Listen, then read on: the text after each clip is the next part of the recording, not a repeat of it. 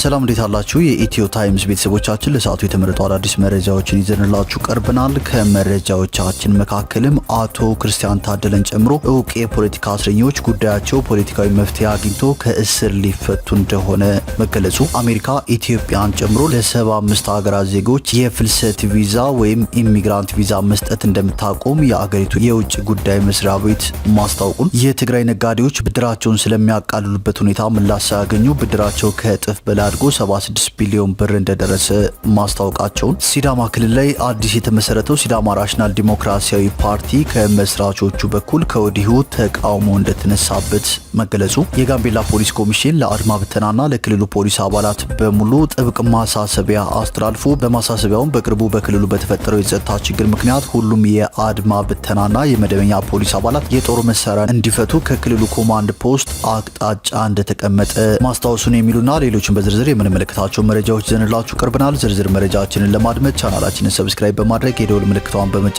መረጃውም ለብዙዎች እንዲዳረስ ላይክ በማድረግ እስከ መጨረሻው አብራችሁን ቆዩ።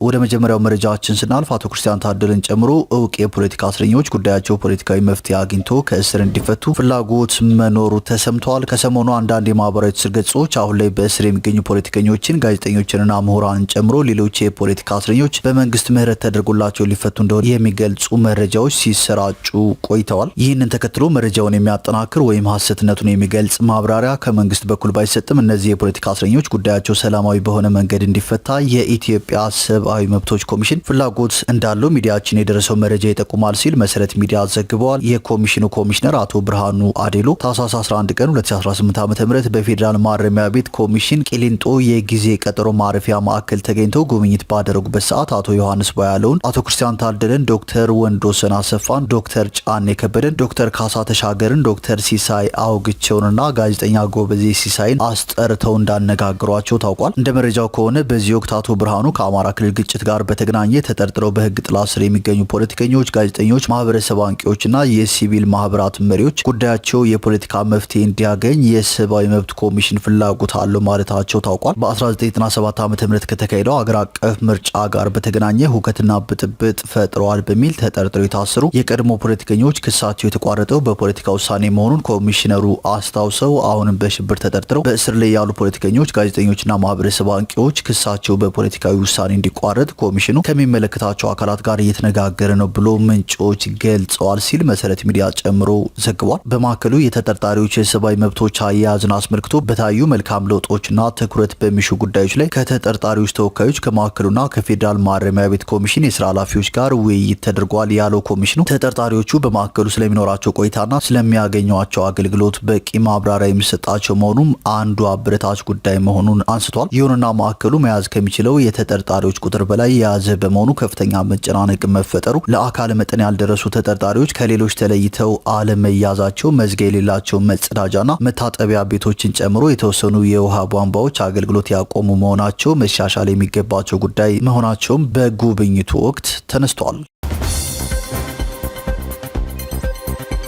ወደ ቀጣዩ መረጃችን ስናልፍ አሜሪካ ኢትዮጵያውያንን ጨምሮ ለ75 ሀገራት ዜጎች የስደተኝነት ቪዛ መስጠት አቁማለች። የአሜሪካው ፕሬዚዳንት ዶናልድ ትራምፕ አስተዳደር ኢትዮጵያና ኤርትራን ጨምሮ ከ75 ሀገራት ለሚመጡ ሰዎች የስደተኝነት ቪዛ የሚሰጥበትን ሂደት ላልተወሰነ ጊዜ አግዷል። ስደተኞች ወደ አሜሪካ የሚገቡባቸውን ህጋዊ መንገዶች ይበልጥ እያጠበቀ ያለው የትራምፕ አስተዳደር ይህ አዲስ ውሳኔ ከሚቀጥለው ሳምንት ረቡዕ ጥር 13 ቀን 2018 ዓ.ም ጀምሮ ተግባራዊ መሆን እንደሚጀምር ማስታወቋል። የአገሪቱ የውጭ ጉዳይ መስሪያ ቤት ትናንት ረቡዕ ጥር 6 ቀን 2018 ዓ.ም ባወጣው መግለጫ ውሳኔው የተላለፈው በመንግስት ድጋፍ የሚኖሩ ስደተኞችን ቁጥር ለመቀነስ እንደሆነ ጠቁሟል። በዚህ ውሳኔ መንግስት የሚሰጠውን ድጋፍና ጥቅማ ጥቅም በመጠቀም ከአሜሪካ ህዝብ ሀብት የሚቀንሱ ሰዎች ስርዓቱ ላይ የሚፈጽሙትን ብዝበዛ ማስቆም እንደተፈለገ መስሪያ ቤቱ ገልጿል። ከሚቀጥለው ሳምንት ጀምሮ ተፈጻሚ የሚሆነው ውሳኔ 75 ሀገራትን እንደሚመለከትም ተገልጿል።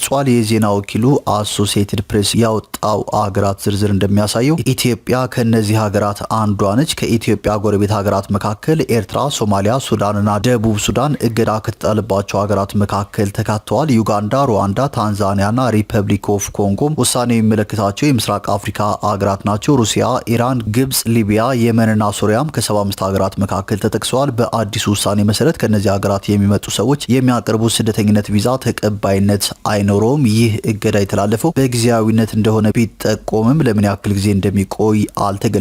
የውጭ ጉዳይ መስሪያ ቤቱ የቆንጽላ መኮንኖች ከነዚህ ሀገራት ላይ የሚመጡ ሰዎች የሚካሄዱ የስደተኛ ቪዛ ማመልከቻ ሂደቶችን እንዲያቋርጡ ትዕዛዝ መስጠቱን አሶሲኤትድ ፕሬስ ዘግቧል። ይህ እገዳ እንደ ጊዜያዊ ጎብኚዎች ወይም ለንግድ ስራ የሚጓዙ ሰዎች ያሉ ስደተኛ ያልሆኑ ቪዛ ጥያቄዎች ላይ ተፈጻሚ እንደማይሆን ተገልጿል። የውጭ ጉዳይ መስሪያ ቤት ምክትል ቃል አቀባይ የሆኑት ቶሚ ፒጎት መስሪያ ቤቱ የአሜሪካ መንግስት እርዳታ ፈላጊ ለሆኑና የአሜሪካን ሕዝብ ልግስናን ያለ አግባብ ሊጠቀሙ የሚችሉ ስደተኞችን ብቁ አይደሉም ብሎ ለመመደብ ስልጣኑን ይጠቀማል ብለዋል። የመንግስት ድጋፍና ጥቅማ ጥቅሞችን የሚወስዱ የውጭ ሀገር ዜጎች እንዳይገቡ ለመከላከል ሲባል የተላለፈው ውሳኔ አሰራሩ እንደገና እስከሚገመገም ድረስ ለጊዜው እንደሚቆይ ምክትል ቃል አቀባዩ አክለዋል። ስደተኞችን በተመለከቱ ጉዳዮች ላይ ጠንካራ ውሳኔዎችን እያስተላለፈ ያለው የፕሬዚዳንት ዶናልድ ትራምፕ አስተዳደር ባለፈው ታህሳስ ወር በአገሪቱ ለሚገኙ ኢትዮጵያውያን ተሰጥቶ የነበረውን የጊዜያዊ የህግ ከለላ ማንሳቱ ይታወሳል። የጥገኝነት መብት የሌላቸው ኢትዮጵያውያን ከአሜሪካ እንዳይባረሩ እንዲሁም የመስራት ፈቃድ እንዲያገኙ አስችሎ የነበረው ይህ አሰራር የተዘረጋው ከ3 ዓመት በፊት በ2015 ዓ.ም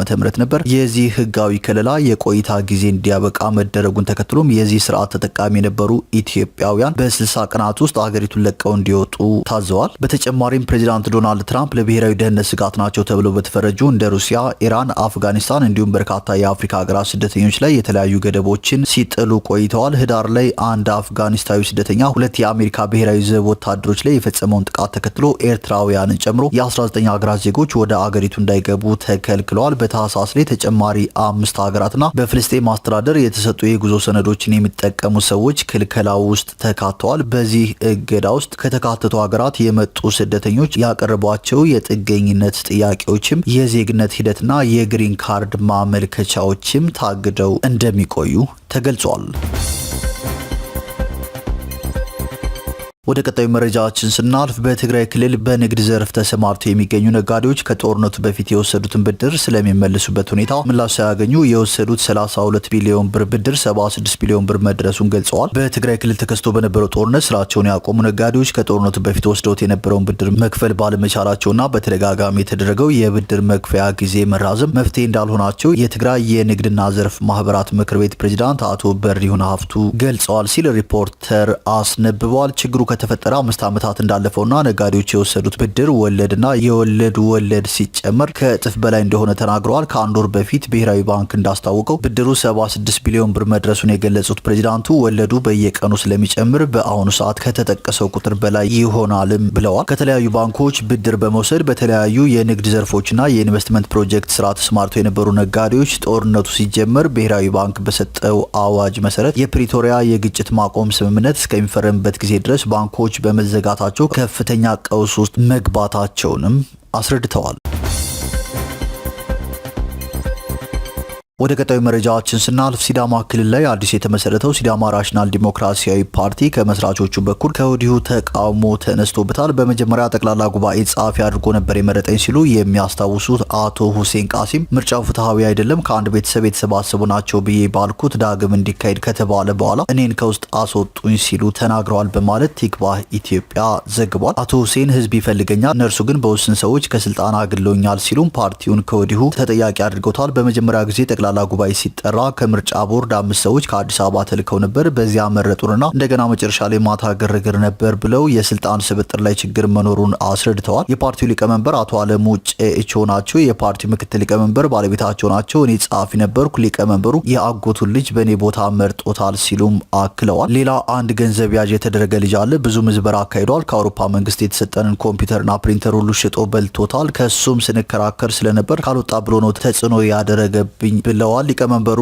አሉታዊ ተጽዕኖ አድርጎብናል የሚል ቅሬታ ያነሱት አቶ ሁሴን የፓርቲው አመራሮች ከአንድ ወገን የተሰባሰቡ ናቸው ሲሉ ገልጸው ነገር ግን ፓርቲው ትክክለኛ ጥያቄና ዓላማ ይዞ እንደተነሳ ተናግረዋል። በስልጣን ላይ ያሉት የፓርቲው ሰዎች ከአንድ ቤተሰብ ናቸው ብለው ሌላ ሰው እንዳይገባ አድርገው ያልሆነ ምክንያት እያቀረቡ ያጉላላሉ ሲሉ ጠቅሰው እኔ ብቻ ሳልሆን በመጀመሪያ ምክትል ሊቀመንበር ተደርጎ የተሾመ ነበር፣ አሁን እሱንም እኔንም አገለሉን ብለዋል። የሊቀመንበሩና ጸሐፊውን ጀርባ ስናጠና የጥቅም ትስስር አላቸው ሲሉ የተቹት አቶ ሁሴን መጀመሪያ 33ቱም ሰዎች እያንዳንዳቸው 500 ብር አዋጡ ተብሎ እንደነበር አስታውሰው በቃለ ጉባኤም ተነጋግረን መወሰን አለብን፣ ያልወሰነው ለምንድነው አዋጡ የሚባለው ብለው ሲጠይቁ አለመግባባት መፈጠሩን አስረድተዋል። ፓርቲው ለግለሰብ ለግል ጥቅም ብሎ የተደራጀ አይደለም። የህዝብ ፍላጎት ሌላ ነው። መልካም አስተዳደር ይፈልጋል፣ ዘረኝነትን አይፈልግም። መጀመሪያ የተነሳንበት ዓላማ አሁን የሚስተዋለው አልነበረም። መጨረሻው በተወሰኑ ግለሰቦች ነው ችግሩ የተፈጠረው ብለዋል። ይህን ጥያቄ አስመልክቶም ቲክቫህ ኢትዮጵያ ፓርቲው ከወዲሁ ትችትና የአግላይነት ቅሬታ እየተነሳበት ነው። ዓላማውን እንዴት ማሳካት ይቻላል?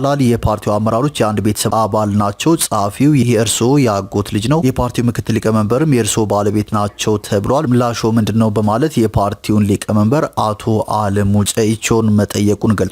ሊቀመንበሩ በበኩላቸው መጀመሪያ በሸንጎ ቀርቦ ነው ይህ ሁሉ የተደረገው። ከመነሻው ጀምሮ ለዚህ ፓርቲ ያለውን በደል ለማስተካከል እኛ እየታገልን፣ አቶ ሁሴን ቃሲም ከዚህ በኋላ መጥቶ መጀመሪያ ስንካሰስ ከዚያ በኋላ የራሱን ስራ ለመስራት ወደ ቤቱ የገባ ነው። ህዝብ አልመረጠውም። ህዝብ ካልመረጠው አላስቀምጠውም። ህዝብ ጨቅጫቃ ነው የሚመሰው አይደለም በሚል እጅ አውጥቷል። ቅሬታ ካለህ አቅርብ ተብሎ ከዚህ በፊት አላቀረበም በማለትም ሊቀመንበሩ ምላሻቸውን ሰጥተዋል። በማስከተልም ለሊቀመንበሩ አቶ ሁሴን ቃሲም ግን ህዝብ መርጦኛል ነው ያሉት የሚል ሀሳብ ቢቀርብላቸውም ህዝብ እንዳልመረጠው ህዝብ ዳግም ይሰባሰብና ይናገር፣ እንደውም አጭበርባሪ በመሆኑ የመጡትን ሰዎች ረብሾ ብዙ ሁከት ነው ያነሳው ሲሉ ከሰዋል። አቶ አለሙ ስልጣን የያዙ የፓርቲው አመራሮችን በተመለከተ ለተነሳው ቅሬታ ደግሞ አንድ ቤተሰብ ነው የሚባሉ፣ በእርግጥ ምክትሏ ባለቤቴ ነች፣ በህዝብ ነው የተመረጠችው፣ ጸሐፊው የወንድሜ ልጅም አይደለም፣ በዝምድና እንገናኝ የሚል ምላሽ ሰጥተዋል። በሌላ በኩል የፓርቲው ሎጎ ላይ ያለው የበግ ምልክት ምንን የሚያመለክት ነው የሚል ጥያቄም ለሊቀመንበሩ ቀርቦላቸው የበጉ ምልክት ሰላም፣ ነጻነት ነው፣ ህዝብን ያገናኛል፣ ሰው አይገፋም፣ አይጎዳም ብለን ነው ምስጢሩን ያስቀመጥ ነው በማለትም መልሰዋል።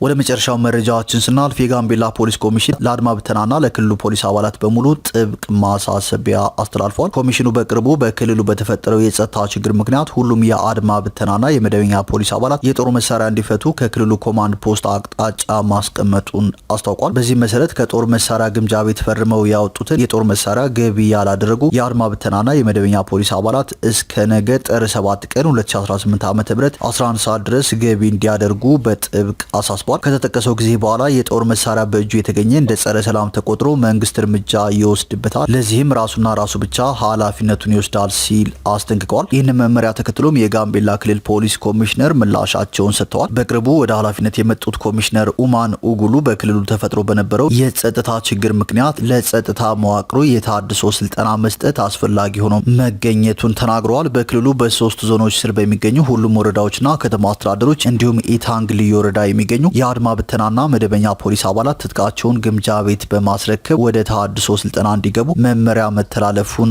ገልጸዋል። የቆይታ ጊዜያቸውን፣ የስልጠናውን ቦታና ሁኔታ እንዲሁም ፖሊሳዊ አገልግሎት በማን ይከናወናል፣ ለምን ስልጠናው በዙር አልተከፋፈለም በሚል ለቀረበላቸው ጥያቄ ምላሽ ከመስጠት ተቆጥበዋል። ከዚህ በተጨማሪም በጋምቤላ ክልል የተለያዩ መዋቅሮች የሚገኙ የፖሊስ አባላትና አመራሮች ምላሻቸውን ሰጥተዋል። በክልሉ ተፈጥሮ ከነበረው የጸጥታ ችግር ጋር ተያይዞ የተሃድሶ ስልጠና መዘጋጀቱ አስፈላጊ ነው ብለን እናምናለን ያሉ ሲሆን ቅሬታ አሳድሮብናል ያሉትን ጉዳይ ተናግረዋል። ይኸውም ስልጠናው በዙሪያ ለመደረጉ በፖሊሳዊ አገልግሎቶች ላይ ክፍተት እንደሚፈጥር፣ በሌላ መልኩ የመመሪያው አስቸኳይነት በህመምና ወሊድ ምክንያት እረፍት ላይ ያሉ ጭምር እንዲገቡ አስገዳጅ መመሪያ መሰጠቱ ቅሬታ ፈጠረብን ብለዋል። የፖሊስ አዛዥነት የስራ ኃላፊነት ለሚሊሻ አስረክብ ተብያለሁ ያሉ አንድ የፖሊስ አመራር ለክልሉ ሰላምና መረጋጋት የሚከፈል የትኛውን መስዋዕትነት ለመክፈል ዝግጁ ስለሆን በምርመራው ወረዳ የሚገኙ የፖሊስ አባላት በአንድ ቀን ትጥቅ እንዲያስረክቡ አድርገናል በማለትም ገልጸዋል ሲል ቲክቫህ ኢትዮጵያ ዘግቧል።